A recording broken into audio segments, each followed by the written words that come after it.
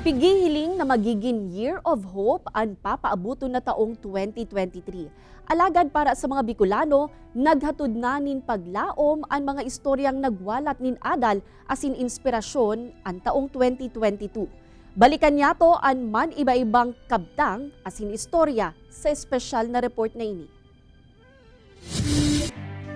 Pandemya, kapagtiusan, krimen, politika, kalamidad, mga isyong pansosyudad, trayumpo, asin mga istorya nin paglaom. Pirasa na ini sa nagbilog kan sa tuyang pag-iribanan sa laog kan taong 2022. Komo pagsalingoy sa gabos niya tong pigagihan, napurbaran kan taon na ini ang pagiging pusog kan mga Bicolano sa pagpadagos kan huma nin pandemya. Naipahiling taman an man iba-ibang lalawgon asin estado kan pagbuhay kan mga miyembro kan sa tuyang komunidad.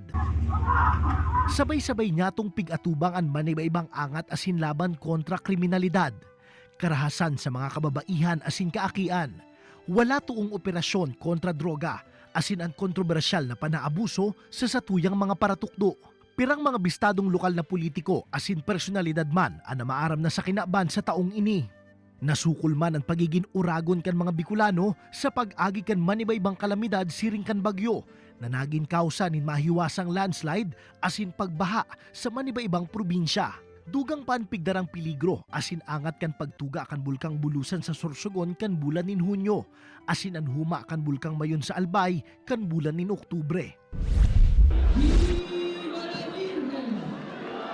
Labi pa sa pagsakit na darakan kalamidad o pandemya, ang pagtubod kan mga Bicolano. Kaya sa liwat na pagtugot kan gobyerno asin kan simbahan na maisagibo ang mga tradisyon tuyong Peña Francia Fiesta, ribo-ribong mga deboto, hali sa man iba-ibang lugar sa nasyon ang nagpasiring sa syudad ni Naga para personal na makisumaro sa pagrukyaw kin Nuestra Señora de Peña Francia. Paglaom, ini ang darakan taong 2022 sa mga Bicolano. Paglaom na liwat ng makahawas sa sakit na ipigdarakan pandemya. Kanya-kanyang diskarte sa pagpurbar na makarecover urog na sa negosyo. Alagad may pagmakulugman giraray sa kapwa Bicolano. Arog kan abot kayang 10 peso meal na pigo preserngon yan kan sarong na genyo. Alagad bako sa naman pagsakit ang darakan pandemya, kundi oportunidad na ipabisto ang mga kakaibang produktong gibo kan mga lokal na may potensyal palan na magtaon in dilihensya. Bibihira na makahiling kan inabol na tuwalya sa Bicolandia, kaya human ang highlight sa sarong resort sa Banwaan ni Nabwa. Ang paggibonin abaniko sa Banwaan nin Kanakman na haloy ng hanap buhay kan mga residente sa sarong barangay. Inian pira sa mga produkto asin talento kan mga Bicolano na haloy ng pigigibo, alagad ay panggayo na bibisto. Kaya sa nakalihis na 2 taon, saro sa mga mayor na pigtutukan kan gobyerno, ang pagpapakusog, bako sanakan mga produkto asin talento, kundi magin ang pagbisto sa mga tugang tang katutubo. Kabali na ang pagrespeto sa saindang mga diretsyo, urog na ang mga kultura asin tradisyon na dapat man maipreserbar para sa masunod pang mga henerasyon. Sa tahaw kan wala toong mga agyat, dai kaini napauntok ang mga Bicolano na ipahilingan sa indang tibay sa kanya-kanyang lado, asin iwagayway ang bandera kan kabikolan sa bilog na kinaban.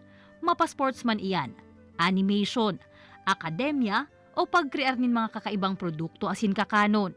Day nagpapahuri ang mga Bicolanong oragon. Sa ibong kanmanlain-lain ng mga storyang ini, ang GMA Regional TV perminyaon asin nakaalalay sa Indo para sa totoong serbisyo publiko. Pakusa na para sa paghatod ng mga preskong impormasyon, alagad para maghatod ng paglaom asin inspirasyon. Yaon ang pigkondusir na masterclass series. Yaon man ang pagkasararo kan GMA Regional TV na naghatod nin totoo, marikas asin komprehensibong pagbabareta sa 2022 local and national elections. Maski sa tahaw kan kalamidad, day mawawara ang paghatod nin tabang asin pagpamati nin pagmakulog.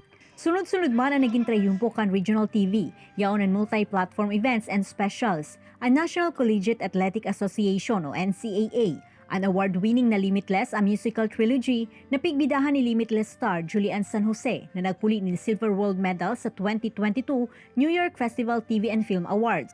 Asin ang first Kapuso Mall Show sa Sorsogon kung saan presente ang cast kan Voltes 5.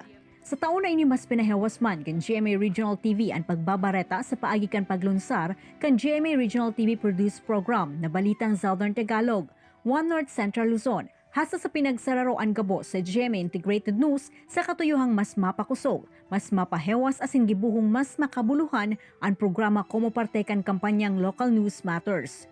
Mga kapuso sarong taon na naman ang matalikod sa tuya. Alagad matinir na buhay ang mga adal asin inspirasyon na nawalat kaini sa tuya na magiging balon ta sa paghampang sa panibago na namang mga storya na ikukurita sa panibagong pahina kan 2023. Kaibanan si Jovel Ubiso, ini si Rosie Nieva. Kaibanan si Carlo Abonita, Jessica Kalinog, Kaibanan si Gerald Gandia, Jesse Cruzat, Balitang Bicolandia.